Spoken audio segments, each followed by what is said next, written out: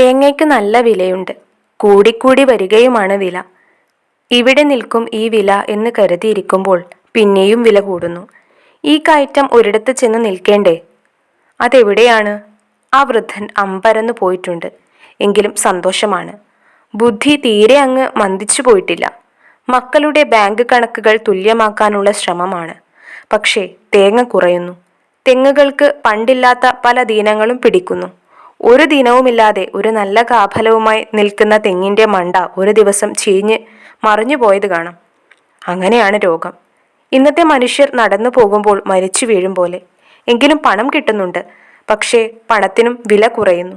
10 രൂപയ്ക്ക് എന്ത് വിലയായിരുന്നു മുമ്പ്? ഇന്നത്തെ 100 രൂപയുടെ വില പണ്ട് 10 രൂപയ്ക്കുണ്ടായിരുന്നു. അപ്പോൾ ഇന്നത്തെ 1000 രൂപയെ 100 രൂപയായി കണക്കാക്കിയാൽ മതി.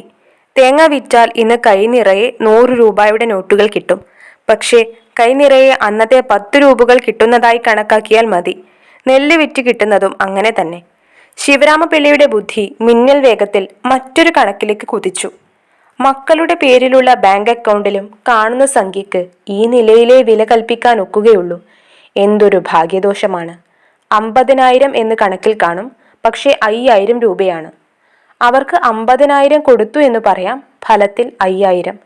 ഇത് വസ്തുക്കളെ സംബന്ധിച്ചും ഒക്കുന്നു എന്ന് ശിവരാമപിള്ളയ്ക്ക് തോന്നി.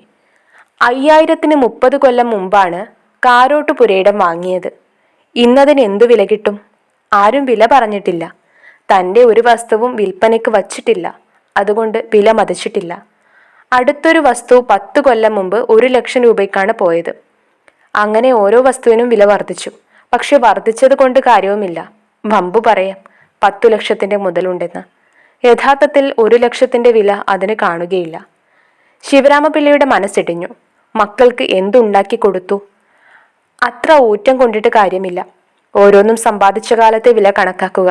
ഇന്നത്തെ വില നോക്കിയിട്ട് കാര്യമില്ല. അവർ ചോദിച്ചെന്ന് വരും. ഒരുപക്ഷെ നേരെ നിന്ന് മുഖത്ത് നോക്കി ചോദിച്ചെന്ന് വരില്ലായിരിക്കാം. അവർ ഗുരുത്വമുള്ളവരാണ്. അച്ഛനെ സ്നേഹിക്കുന്നവരാണ്. പക്ഷെ അവരുടെ മനസ്സിൽ കാണും പണത്തെക്കുറിച്ച് ഓരോരുത്തർക്കും അത്ര ബഹുമാനവുമില്ല. ഗോപൻ 100 രൂപ നോട്ടുകൾ പറത്തുകയാണ് ചെയ്യുന്നത്. കയ്യിൽ 100 രൂപയുടെ കെട്ടുകൾ കൊണ്ടു നടക്കും. എന്തൊരു ഗോപനെ പറയുന്നു! പെൺപിള്ളേരും അങ്ങനെ തന്നെ. ജീവിതം അത്രയേറെ വിലവയ്ക്കാവുന്ന ഒന്നായിരുന്നില്ല. എന്താണ് അവകാശപ്പെടുന്നത്? കുറെ ഭൂമി വളച്ചെടുത്ത് കുറെ നെല്ലും തേങ്ങയും വിളയിച്ചു. മക്കളെ ജനിപ്പിച്ചു വളർത്തി. ഇതിങ്ങനെ എന്നെന്നും നടന്നു വന്നതാണ്. ഇങ്ങനെ തലമുറകളായി നടന്നു വരുന്നതാണ് ജീവിതം. വളരെയൊക്കെ നേടിയെന്ന് തോന്നലാണ്. അത്രയൊന്നും നേടിയിട്ടില്ല. വരും തലമുറകൾക്ക് വേണ്ടി തയ്യാറാക്കിയിട്ടുള്ള കണക്കും പദ്ധതിയും കെട്ടുകളായി ഇരുമ്പലമാരയിൽ ഇരിപ്പുണ്ട്. പക്ഷേ അത് ശരിയായ കണക്കാണോ? ആ പദ്ധതി ഒത്തതാണോ? കണക്ക് കള്ളം പറയുകയില്ല. അതൊരു നേരാണ്. 2 × 2 4 പക്ഷെ കണക്കിനെ കള്ളനാക്കുന്നത് അനുഭവപ്പെട്ടിട്ടുണ്ട്. മനുഷ്യന് നേരിടേണ്ട എടങ്ങേറുകൾ തന്നെ കണക്കിനെ കള്ളനാക്കും. പിള്ളേർക്ക് പണത്തെക്കുറിച്ചൊരു നോട്ടവുമില്ല. അവരെക്കുറിച്ച് എന്നും ശിവരാമപിള്ളയ്ക്ക് പരാതിയായിരുന്നു. എനിക്കെന്തുണ്ടച്ച എന്ന് ആരും ചോദിച്ചിട്ടില്ല. എന്താണ് അങ്ങനെ? 4-5 കൊല്ലം മുമ്പാണെന്ന് തോന്നുന്നു. ഓണത്തിന് എല്ലാവരും വന്നിരുന്നു. ഒരു രാത്രിയിൽ അത്താഴം കഴിഞ്ഞ് മക്കളെല്ലാം കൂടി. ആ രാത്രി ഓർക്കുംതോറും തെളിവാർന്ന് വരുന്നതായി ശിവരാമപിള്ളയ്ക്ക് അനുഭവപ്പെട്ടു. സന്തോഷമുള്ളൊരു ദിവസമായിരുന്നത്. ശിവരാമപിള്ള ചോദിച്ചു, ആകട്ടെ മക്കളെ, അച്ഛനൊരു കാര്യം ചോദിക്കട്ടെ. നിങ്ങൾക്ക് ഓരോരുത്തർക്കും ഏതേത് വസ്തുക്കളാ ഉള്ളതെന്ന് നിങ്ങൾക്ക് അറിയാമോ? അങ്ങനെ ഒരു ചോദ്യത്തിന് കാരണമായ സന്ദർഭം എന്താണെന്ന് ഇപ്പോൾ ഓർക്കുന്നില്ല. എല്ലാവരും ഒരുമിച്ചായിരുന്നു ഉത്തരം. ഞങ്ങൾക്ക് ഓരോരുത്തർക്കും ഉള്ളത് കാണുമെന്ന് അറിയാം. അപ്പോഴത്തെ എല്ലാവരും ഒരുമിച്ച് കൂടിയ സന്തോഷത്തിനിടയിൽ അവർ അപ്പോഴങ്ങനെ പറഞ്ഞതായിരിക്കാം. ശിവരാമപിള്ള തുടർന്നു, എന്നാൽ ഞാൻ പറയാം, കേട്ടോളൻ. ഓരോരുത്തരുടെയും പേരിലുള്ള വസ്തു എനിക്ക് കാണാപാഠമാ. പാതിരയ്ക്ക് ഉറക്കത്തിൽ വിളിച്ചുണർത്തി ചോദിച്ചാലും ഞാൻ പറയും. എന്നിട്ട് ശിവരാമപിള്ള പറയാൻ തുടങ്ങി. ഗോപന് വടക്കേ 100 പറ.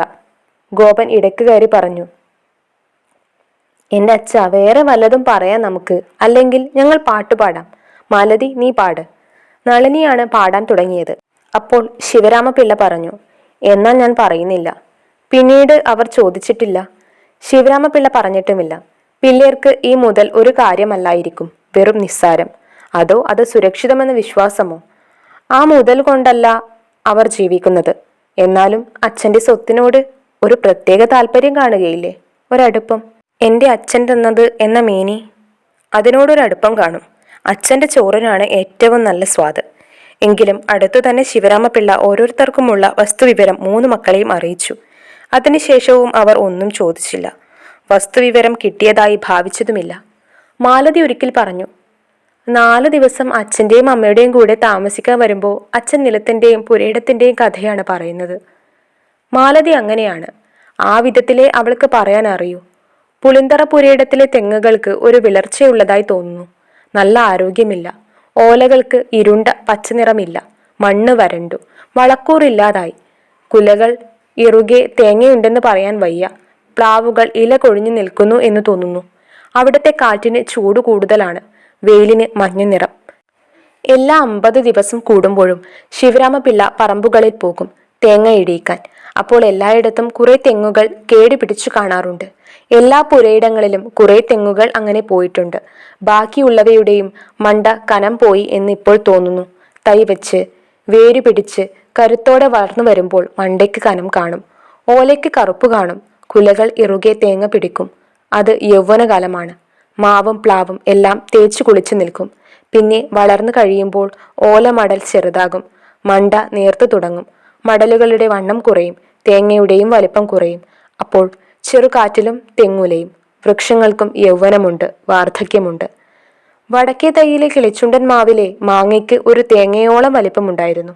ആ മാവിലുണ്ടായ മാങ്ങയാണെന്ന് പറഞ്ഞ് ഗോപാലൻ കുറെ മാങ്ങ കൊണ്ടുവന്നു. വിശ്വസിക്കാൻ കഴിഞ്ഞില്ല. ചുരുട്ടിയ കൈയുടെ വലിപ്പവുമില്ല.